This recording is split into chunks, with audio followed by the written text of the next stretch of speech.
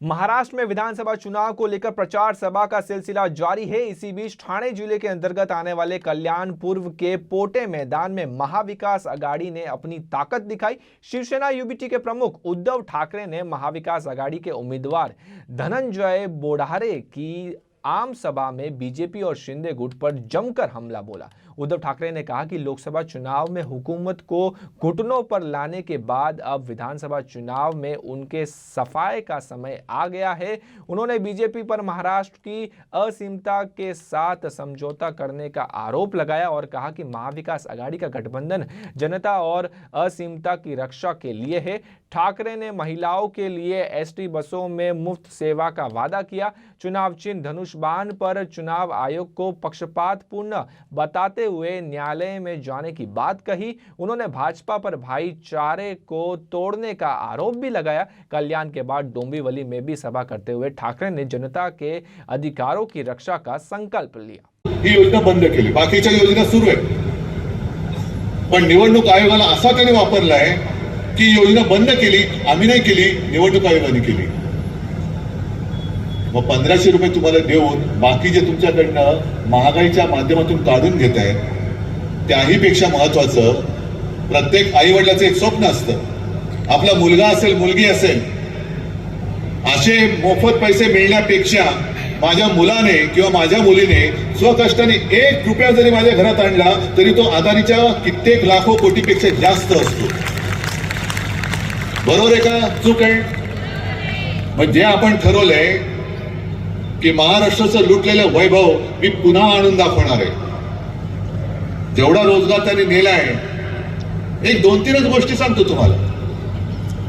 कोरोनाच्या काळामध्ये आपण 6.5 लाख कोटींचे सामंजस्य करार केले होते। त्याच्यामध्ये गेल्या आठवड्यात एक 8-15 दिवसापूर्वी असेल, अहमदाबादला जे मोदीजींनी मोठं उद्घाटन केलं ना, टाटा एअरबस, हा प्रकल्प आपण नागपूरमध्ये आणत होतो।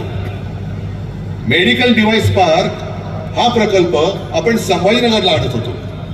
बल्क ड्रग पार्क हा प्रकल्प आपण रायगडमध्ये आणत होतो। असे अनेक उद्योग विभागावर आपण आणत होतो। आणि केवळ एकच उद्योग तुम्हाला मी सांगेन, मेडिकल डिव्हाइस पार्क जो आहे तो जर का मराठवाड्यात आला असता तर त्या माध्यमातून जवळपास 1 लाख लोकांना तिथे रोजगार मिळाला असता। 1 लाख। आणि हे बाकीचे सगळे उद्योग जर का आपण महाराष्ट्रात जे आणत होतो, टाटा एअरबस असेल, बल्क ड्रग पार्क असेल, सेमी कंडक्टरचा असेल, चिपचा तो आणखीन काय काय होते, ते सगळे जर का महाराष्ट्रात आपण आणले असते, जे आणत होतो, अर्ध्या वाटेत आले होते, सामंजस्य करार झाले होते, जागा जवळपास निश्चित झाली होती, पण यांनी गद्दारी करून सरकार पडलं आणि सगळा ओढा जो होता तो गुजरातकडे पडला। महाराष्ट्राचं किती नुकसान झालं? जवळपास 5 लाख लोकांच्या रोजगाराचा फटका हा महाराष्ट्राला पडला। 5 लाख म्हणजे किती कुटुंब झाली? 5 लाख कुटुंब म्हणजे 25-30 लाख पेक्षा जास्त लोकांचा रोजगार या मोदी शहांच्या करंटेपणामुळे आणि मिंदेच्या बुटचाटीपणामुळे हा गुजरातला गेलेला आहे। हे एवढं नुकसान झालं तरी सुद्धा आम्ही पुन्हा तुम्हाला निवडून द्यायचं? माझ्यावरती आरोप करायचे करा, पण माझं सरकार का पडलं?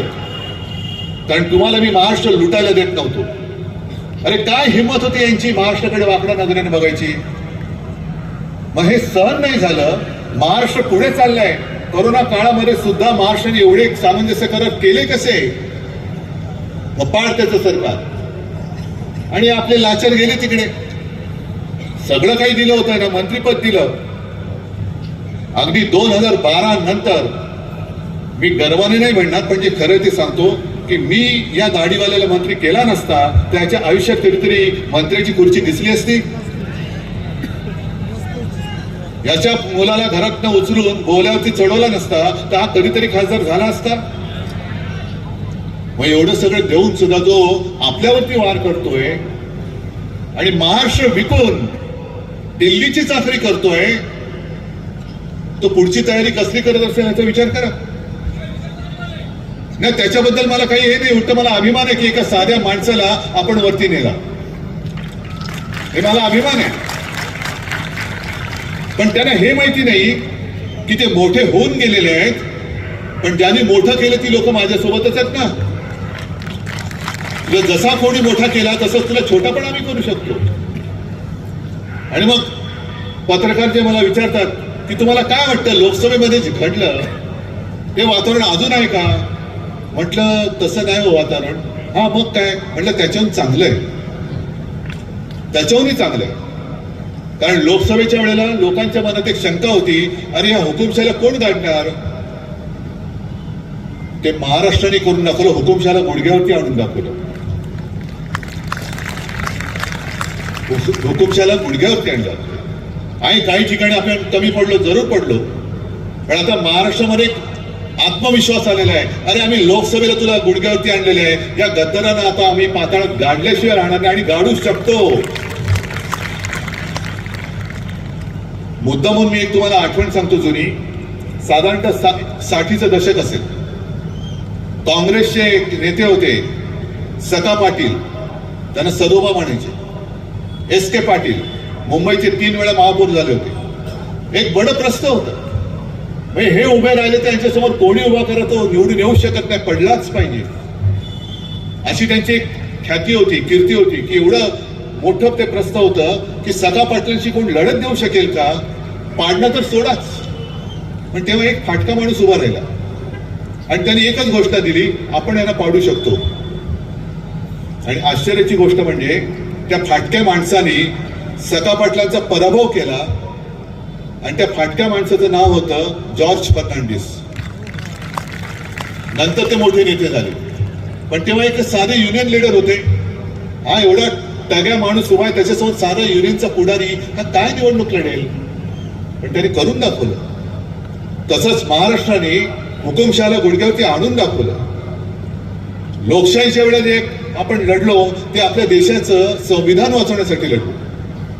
आणि आता जे काय आपण लढतो आहोत तो महाराष्ट्राचा स्वाभिमान, महाराष्ट्राची अस्मिता आणि महाराष्ट्राचा तो जो बाणा आहे तो टिकवण्यासाठी म्हणून लढतो आहोत. मग तुमच्या अस्तित्वाचा प्रश्न आहे का?